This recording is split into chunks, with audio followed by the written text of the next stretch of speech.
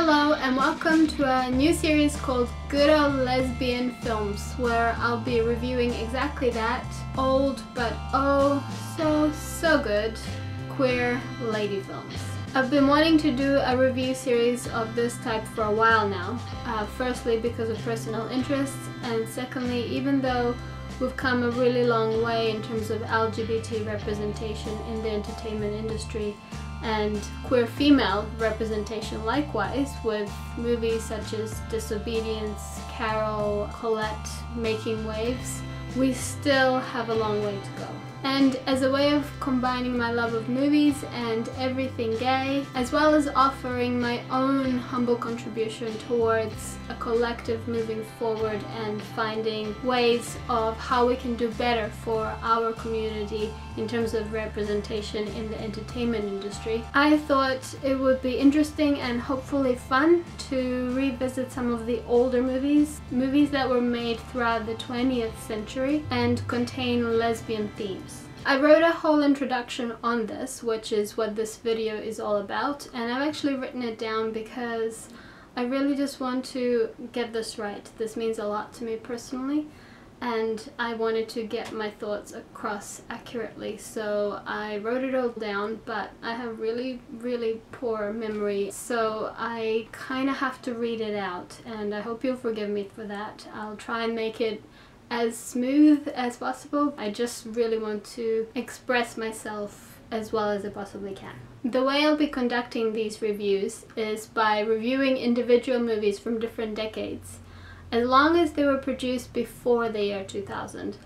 And hopefully I'll be able to obtain some background information about them as well, what kind of impact they might have had on the world at the time, why they were important, why they might have been groundbreaking or why they were bad, things like that. But I'll also be marking them against a template of queer female-centric movie tropes and some general LGBT movie tropes as well, which I've assembled in hopes of shining a light on some of the more notorious patterns used in film in the previous century in relation to queer female sexuality.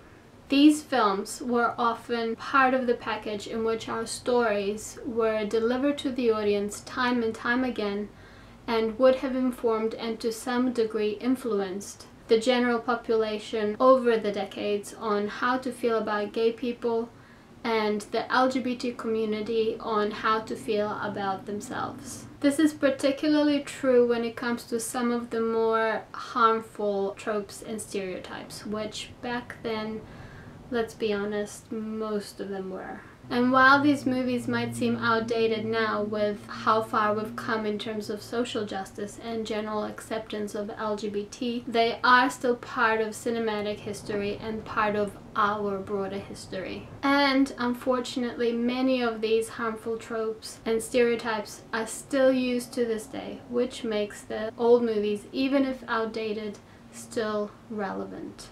Here are a few brief points that I think are important to mention before I move on to the tropes themselves, which will be outlined in a separate video. The history of LGBT representation in the entertainment industry is very fascinating, even if kind of heartbreaking.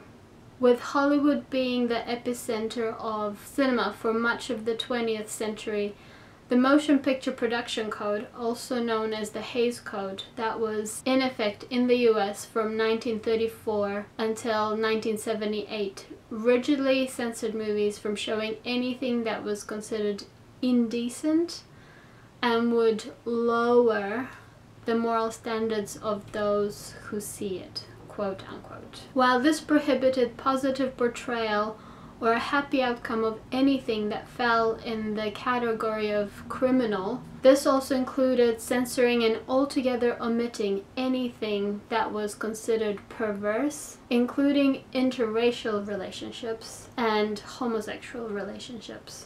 While there wasn't a specific rule in the Hays Code regarding homosexuality, it was simply one of those things that was naturally assumed to be part of indecent behavior and sex perversion and was treated and censored as such.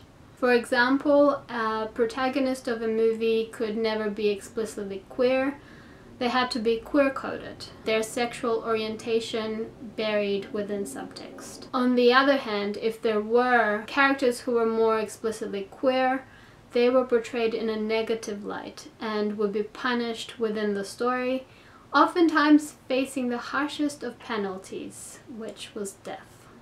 So this was all in Hollywood, the US cinema, but world cinema wasn't all that much better. European cinema specifically, though it was edging ahead of Hollywood in terms of portrayal of some things that were considered taboo, such as nudity and sexuality, general censorship still heavily restricted LGBT storytelling in film, and as a result there were very few films depicting queer people that did not include villainizing or even sexploitation.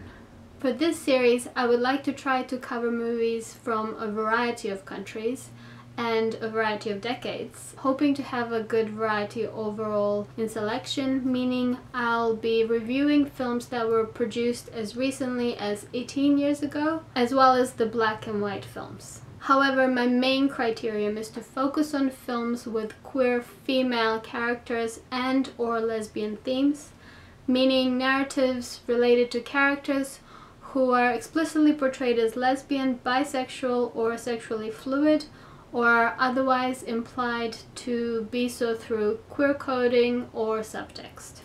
Now, moving on to the topic of movie tropes. Just in case you're not familiar with the concept of film tropes, I will explain briefly. Movie tropes are plot devices that often include stereotypes or cliches which are used to move the story forward within a film. Some tropes are common and harmless enough, even if a bit predictable and annoying. For example, you have a group of students who are caught in a forest at night and they only have a flashlight to light their way, and then they decide to split up.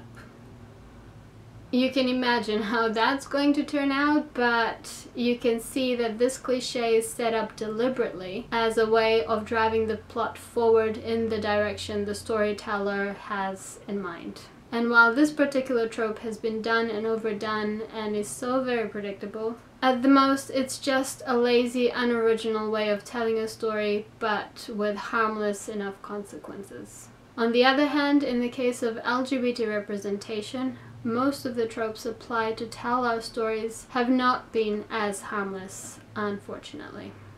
An example of this would be the most notoriously known trope of bury your gays, where the gay character is killed off for whatever reason. Now, while any character in a movie can be subjected to death, and that is part of real-life portrayal in film, and while tropes in and of themselves are not necessarily harmful or even a bad thing, in the case of repetitive use of any one specific trope or stereotype in proportion to overall representation of a particular demographic in film, it can have a negative impact and leave a harmful impression in the real world.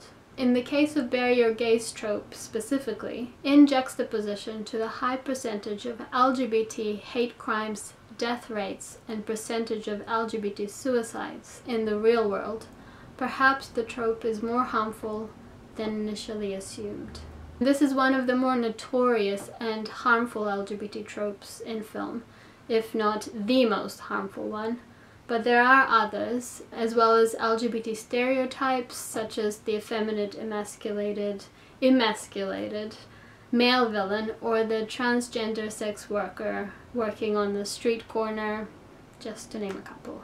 Film tropes for lesbian-specific themes, however, are perhaps a little less well known in comparison to the general LGBT tropes. Still, from psycho-lesbian to lesbian predator to women behind bars to dead lesbian syndrome, the lesbian tropes are aplenty. And you can imagine how during the decades when homosexuality was illegal or considered a mental disorder, these types of narratives would not have been very helpful to see in movies. But they are exactly the type of tropes I'd like to focus on and examine in my reviews for this series. In the next video, I'll be outlining and briefly describing the top 20 of the most relevant lesbian or queer female tropes used in film.